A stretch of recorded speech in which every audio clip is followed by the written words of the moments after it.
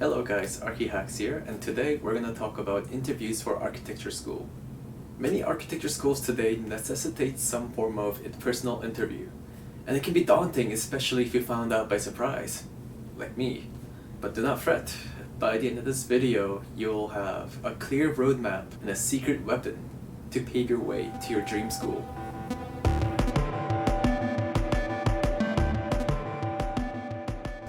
You made it through the first round of portfolio and grades and all the essays, and now you get this email saying that you have to come in for an interview.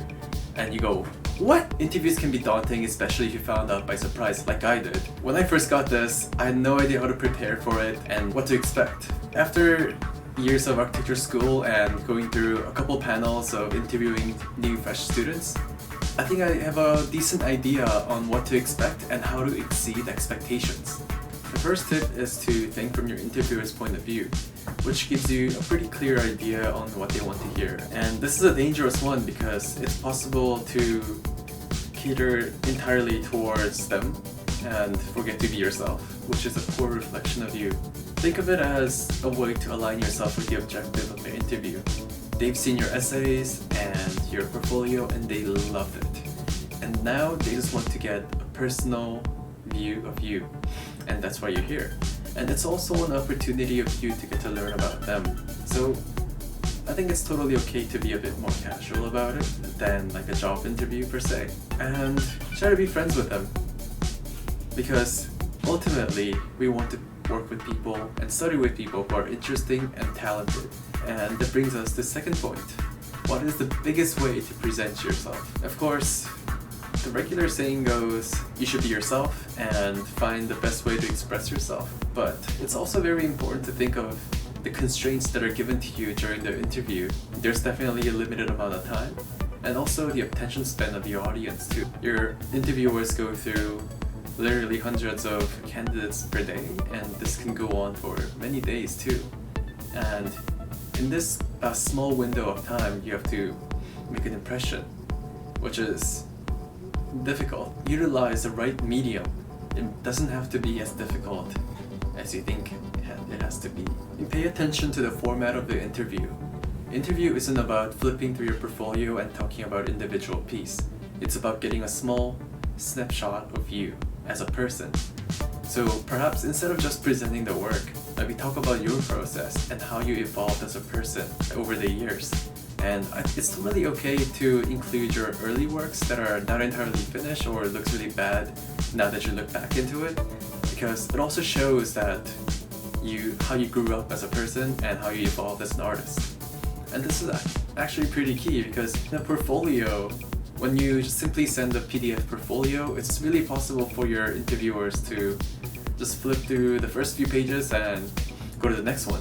But when you're there in person, you can take their hands and walk them through your portfolio and really get them to the heart of your story. And also, attacking different media is very powerful too. Architecture is a multi-sensory discipline, and if you can demonstrate that you have a sensitivity for other senses, such as touch, smell, or sound, will be not only striking, but also make you stand out as a strong candidate. Alright, tip number 3, the killer tip, is to bring something that they can take away. This can be a little sculpture that they can put on their desk, or a little brochure with a compilation of your work. Anything that is physical and easy to bring about, and also attractive, that they would want to keep, not throw away in like the first 5 minutes of it. This is powerful because these physical objects that you bring to your interview that they can take away will work as your little avatar that will continue to remind your interviewers about you. It also shows that you're very prepared and focused on presenting the best of you. And presentation is very important in architecture too, as with any discipline. And as mentioned before, interviewers go through hundreds of candidates, and it is totally possible for them to forget you even if they really liked your work and your interview was really impressionable. Just by the sheer number of students that are coming in, it might be difficult to put the name to your face. And these objects, however, will work as a mnemonic device that will continue to remind them of you, which will increase your odds of getting selected. And again, this is a video for people who have to get through the admission process in the shortest amount of time, and people like me who are not usually prepared ahead of time. So take this with a grain of salt and make sure to do it your way and put your own twist to it. Alright, that's all I have to say for today, and I hope you guys found this helpful and interesting. If you like this video, give us a thumbs up, and if you want to see more of this kind of video, then subscribe. I'll see you guys next time. Yay!